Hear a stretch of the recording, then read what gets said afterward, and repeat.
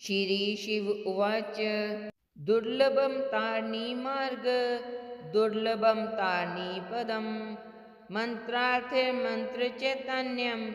दुर्लभं शवसाधनं शमशानसाधनं योनि साधनं ब्रह्मसाधनं क्रियासाधनकं भक्ति साधनं मुक्तिसाधनं तत्प्रसादद देवेसि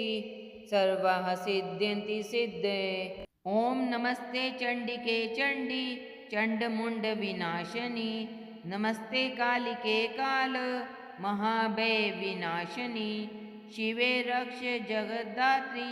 प्रसीद हरिवल्लभे प्रणमामि जगद्धात्री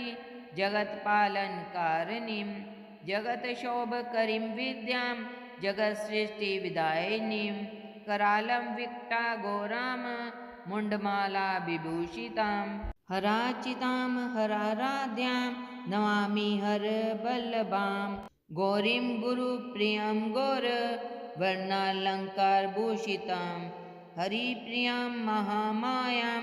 नमामि ब्रह्मपूजितां सिद्धां सिद्धेश्वरीं सिद्ध विद्याधर गणेशयुतां मन्त्रसिद्धिप्रदां योनि सिद्धिदां लिङ्गशोभितां प्रणमामि महामायां दुर्गा दुर्गतिनाशिनीम् उग्रमुग्रमयीमुग्र तारामुग्रगणेशयुतां नीलां नीलघनश्यामां नमामि नीलसुन्दरीं श्यामाङ्गी श्यामघटितां श्यामवर्णविभूषितां प्रणमामि जगद्धात्रीं गौरीं सर्वार्थसाधिनीं विश्वेश्वरी महाघोरां विकटां घोरनादिनीम् आद्यमादघोराराधा माद्यनाथ प्रपूजितां श्रीदुर्गां धन्धामन् पूर्वापदां सुरेश्वरी प्रणमामि जगद्धात्री चन्द्रशेखरवल्लभा त्रिपुरां सुन्दरी बालां बलागणविभूषितां शिवदूतीं शिवाराध्यां शिवध्यायां सनातनीं सुन्दरीं तारिणीं सर्व शिवागणविभूषितां नारायणीं विष्णुपूज्यां ब्रह्मविष्णुहरप्रियां सर्वसिद्धिप्रदां नित्यां नित्यगणवर्जितां सगुणां निर्गुणां ध्येयां चिन्तां सर्वसिद्धिदां विद्यां सिद्धिप्रदां विद्यां महाविद्यां महेश्वरीं महेशभक्तां महेशीं महाकालप्रपूजितां प्रणमामि जगद्धात्रीं शुम्भासुरविमर्दिनीं रक्तप्रियां रक्तवर्णां रक्तबीजविमर्दिनीं भैरवीं भुवां देवीं लोहजीवां सुरेश्वरीं चतुर्भुजां दशभुजां अष्टदशाभुजां शुभां त्रिपुरेशीं विश्वनाथ प्रियां विश्वेश्वरीं शिवाम् अट्टहासं अट्टहास प्रियां दुर्मविनाशिनीं कमलां भाला च मातङ्गी सुरसुन्दरीं षोडशीं विद्यां भीमां धूम्रां च बगलामुखीं सर्वसिद्धिप्रदां सर्वविद्यामन्त्रविशोधिनीं प्रणमामि जगत्तारां साराञ्च मन्त्रसिद्धे इत्येवञ्च वरारोहे स्तोत्रं सिद्धिं करं प्रियं पठित्वा मोक्षमाप्नोति सत्यं वे गिरिनन्दिनी कुञ्जवारे चतुर्दश्यां मायां जीववासरे शुक्रे निशि गते स्तोत्रं पठित्वा मोक्षमाप्नुयात् त्रिपेक्षमन्त्रसिद्धिः स्यात् स्तोत्रपाठादिशङ्करे चतुर्दश्यां निशाभागे निशिभौमाष्टमी दिने निशामुखे पठे स्तोत्रं मन्त्रसिद्धिमवाप्नुयात् केवलं स्तोत्रपाठादि तन्त्रसिद्धिरनुत्तमा जागृति सन्ततं चण्डी सत्वं पाठादिभुजङ्गिनी श्री मुंडमाला तंत्रे एकादश पटले महाविद्या स्तोत्रम। जय माता दी, जय माता दी। निशुंभ शुंभ मर्दनि प्रचंड मुंड खंडनि वनेरने प्रकाशनि भजामि विंध्यवासिनीं। त्रिशूल रत्न धारनि धराविदात हारनि गृहे गृहे निवासनि भजामि विंध्यवासिनीं। दरिद्र दुख हारनि सदा विभूतिकारिणि वियोग शोक हारनि भजामि विंध्यवासिनीं।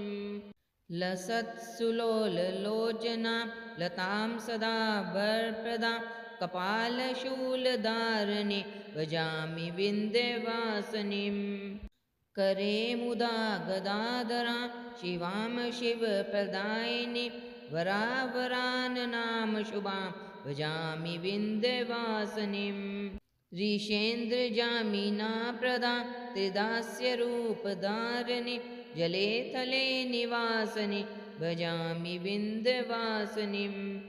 विशिष्टसृष्टिकारिणि विशालरूपधारिणि महोदरां विशालिनि भजामि विंध्यवासिनीं। पुरन्दरादिसेविता मुरादिवंशखण्डिनि विशुद्धबुद्धिकारिणि भजामि विंध्यवासिनीं। पार्वती पंचक स्तोत्रम। श्री गणेशाय नमः।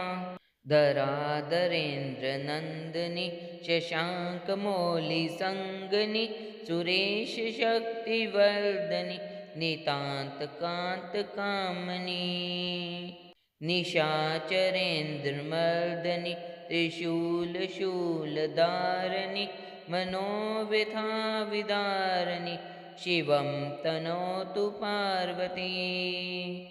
भुजङ्गतल्पश्यामनि महोग्रकान्तिभागनि प्रकाशपुञ्जदायिनि विचित्रचित्रकारिणि प्रचण्डशत्रुघर्षनि दयाप्रवाहवर्षनि सदा सौभाग्यदायिनि शिवं तनोतु पार्वती। प्रकृष्टसृष्टिकारिका प्रचण्डनृत्यनर्तिका पिनाकपाणिधारिका गिरीशशृङ्गमालिका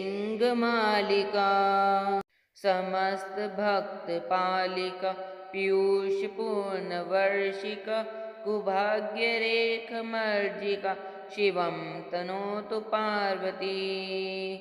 तपश्चरी कुमारिका जगत्परा प्रहेलिका विशुद्धभावसाधिका सुधासरित्प्रवाहिका प्रेतन्पक्षपोषिका सदादिभावतोषिका शनिग्रहादितर्जिका शिवं तनोतु पार्वती। शुभं करी शिवं करी विभाकरी निशाचरी नभश्चरी धराचरी समसृष्टिसञ्चरी। तमोहरि मनोहरि मृगाङ्कमौलिसुन्दरि सदाग्रता सञ्चरि शिवं तनोतु पार्वती। पार्वती पंचकं नित्यं दीयते या कुमारिका दुष्कृतं निखिलं हत्वा वरं प्राप्नोति सुन्दरम्। हे गौरी शंकर अर्धांगी यथा त्वं शंकर प्रिया तथा मां कुरु कल्याणी कांतकांतं सुदुर्लभाम्। इति श्री पार्वती पंचक स्तोत्रम संपूर्णम्। श्री राधा कृपा कटाक्ष स्तोत्रम। मुनीन्द्रवृन्दवन्दिते त्रिलोकशोकहारिणि प्रसन्नवक्रपङ्कजे निकुञ्जभूविलासनि भजेन्द्रभानुनन्दनि भजेन्द्रसूनुसङ्गते कदा करिष्यसि मां कृपाकटाक्षभाजनम्। अशोकवृक्षवल्लरि वितानमण्डपस्थिते प्रभाजवालपल्लव प्रभारुणादिकोमले भराभये सपुत्करे प्रभुत्सम्पदायले कदा करिष्यसि मां कृपाकटाक्षभाजनम् अनङ्गरङ्गमङ्गलप्रसङ्गभङ्गुरब्रुवा सुविभ्रम समभ्रम दिगन्तवानपातने निरन्तरं वशीकृत पतितनन्दनन्दने कदा करिष्यसि मां कृपाकटाक्षभाजनम् तडितस्वर्णचम्पक प्रदीपगौरविग्रहे मुखप्रभापरासकोटिशारदेन्दुमण्डले विचित्रचित्तसञ्चरचकोरशावलोचने कदा करिष्यसि मां कृपाकटाक्षभाजनम् मदोन्मदादियौवने प्रमोदमानमण्डिते प्रियानुरागरञ्जिते कलाविलासपण्डिते अनेधन्ये कुञ्जराज कामकेलिकोविदे कदा करिष्यसि मां कृपाकटाक्षभाजनम्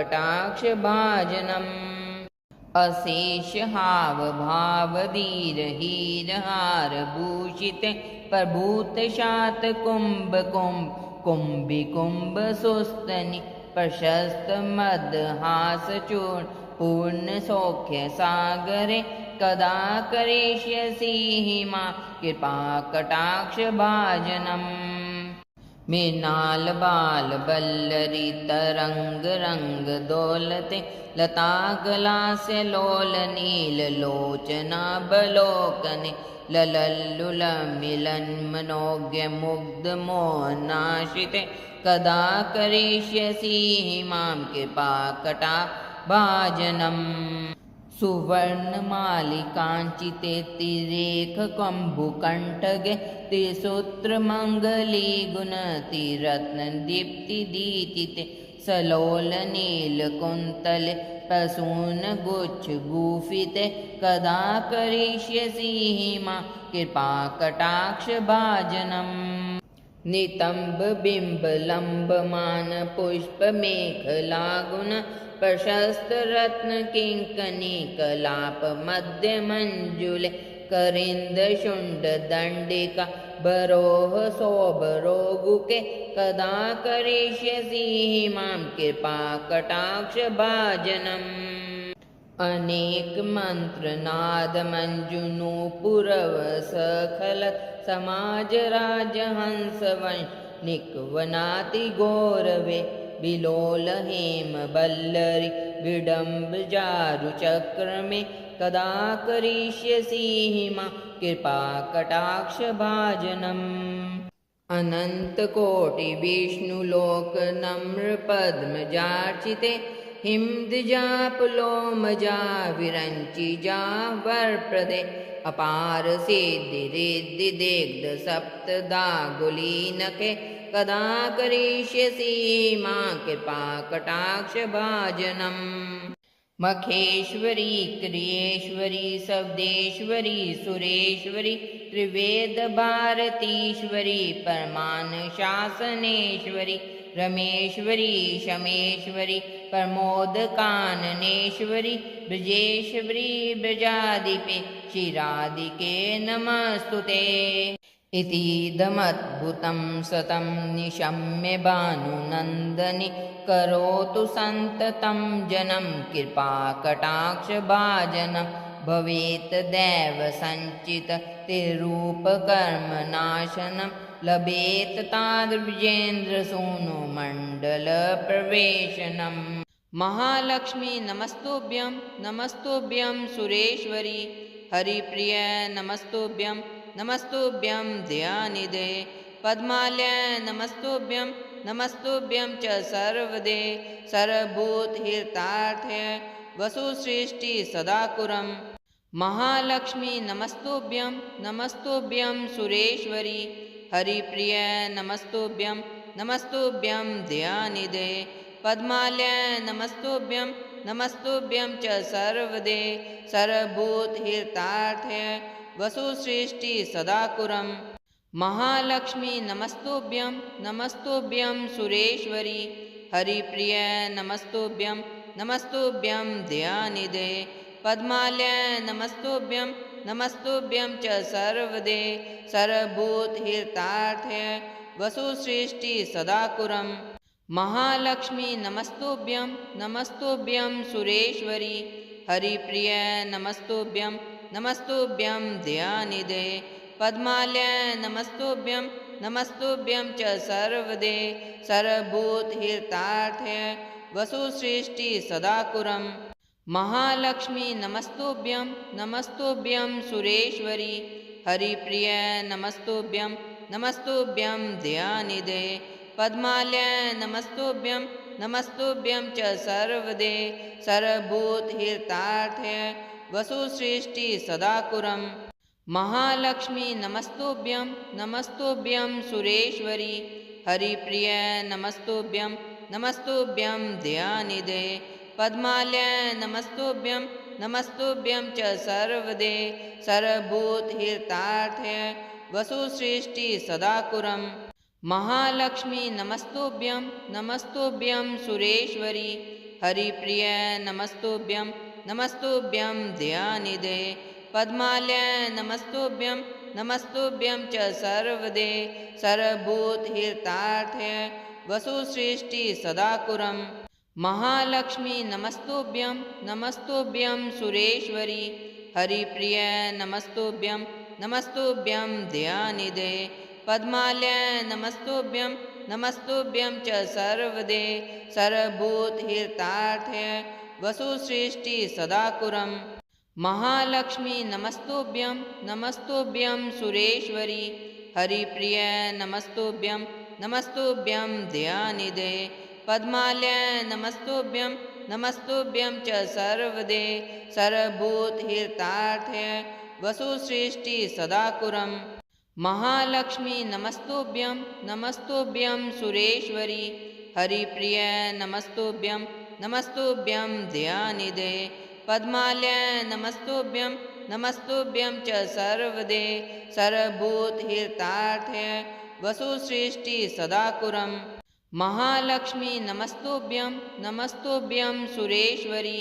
हरिप्रिय नमस्तुभ्यं नमस्तुभ्यं दयानिधे पद्मालय नमस्तुभ्यं नमस्तुभ्यं च सर्वदे सर्वभूतहितार्थे वसुसृष्टि सदाकुरं महालक्ष्मी नमस्तुभ्यं नमस्तुभ्यं सुरेश्वरी हरिप्रिय नमस्तुभ्यं नमस्तुभ्यं दयानिधे पद्मालय नमस्तुभ्यं नमस्तुभ्यं च सर्वदे सर्वभूतहितार्थे वसुसृष्टि सदाकुरं महालक्ष्मी नमस्तुभ्यं नमस्तुभ्यं सुरेश्वरी हरिप्रिय नमस्तुभ्यं नमस्तुभ्यं दयानिधे पद्मालय नमस्तुभ्यं नमस्तुभ्यं च सर्वदे सर्वभूतहितार्थे वसुसृष्टि सदाकुरं महालक्ष्मी नमस्तुभ्यं नमस्तुभ्यं सुरेश्वरी हरिप्रिय नमस्तुभ्यं नमस्तुभ्यं दयानिधे पद्मालय नमस्तुभ्यं नमस्तुभ्यं च सर्वदे सर्वभूतहितार्थे वसुसृष्टि सदाकुरं महालक्ष्मी नमस्तुभ्यं नमस्तुभ्यं सुरेश्वरी हरिप्रिय नमस्तुभ्यं नमस्तुभ्यं दयानिधे पद्मालय नमस्तुभ्यं नमस्तुभ्यं च सर्वदे सर्वभूतहितार्थे वसुसृष्टि सदाकुरं महालक्ष्मी नमस्तुभ्यं नमस्तुभ्यं सुरेश्वरी हरिप्रिय नमस्तुभ्यं नमस्तुभ्यं दयानिधे पद्मालय नमस्तुभ्यं नमस्तुभ्यं च सर्वदे सर्वभूतहितार्थे वसुसृष्टि सदाकुरं महालक्ष्मी नमस्तुभ्यं नमस्तुभ्यं सुरेश्वरी हरिप्रिय नमस्तुभ्यं नमस्तुभ्यं दयानिधे पद्मालय नमस्तुभ्यं नमस्तुभ्यं च सर्वदे सर्वभूतहितार्थे वसुसृष्टि सदाकुरं महालक्ष्मी नमस्तुभ्यं नमस्तुभ्यं सुरेश्वरी हरिप्रिय नमस्तुभ्यं नमस्तुभ्यं दयानिधे पद्मालय नमस्तुभ्यं नमस्तुभ्यं च सर्वदे सर्वभूतहितार्थे वसुसृष्टि सदाकुरं महालक्ष्मी नमस्तुभ्यं नमस्तुभ्यं सुरेश्वरी हरिप्रिय नमस्तुभ्यं नमस्तुभ्यं दयानिधे पद्मालय नमस्तुभ्यं नमस्तुभ्यं च सर्वदे सर्वभूतहितार्थे वसुसृष्टि सदाकुरं महालक्ष्मी नमस्तुभ्यं नमस्तुभ्यं सुरेश्वरी हरिप्रिय नमस्तुभ्यं नमस्तुभ्यं दयानिधे पद्मालय नमस्तुभ्यं नमस्तुभ्यं च सर्वदे सर्वभूतहितार्थे वसुसृष्टि सदाकुरं महालक्ष्मी नमस्तुभ्यं नमस्तुभ्यं सुरेश्वरी हरिप्रिय नमस्तुभ्यं नमस्तुभ्यं दयानिधे पद्मालय नमस्तुभ्यं नमस्तुभ्यं च सर्वदे सर्वभूतहितार्थे वसुसृष्टि सदाकुरं जय माँ लक्ष्मी।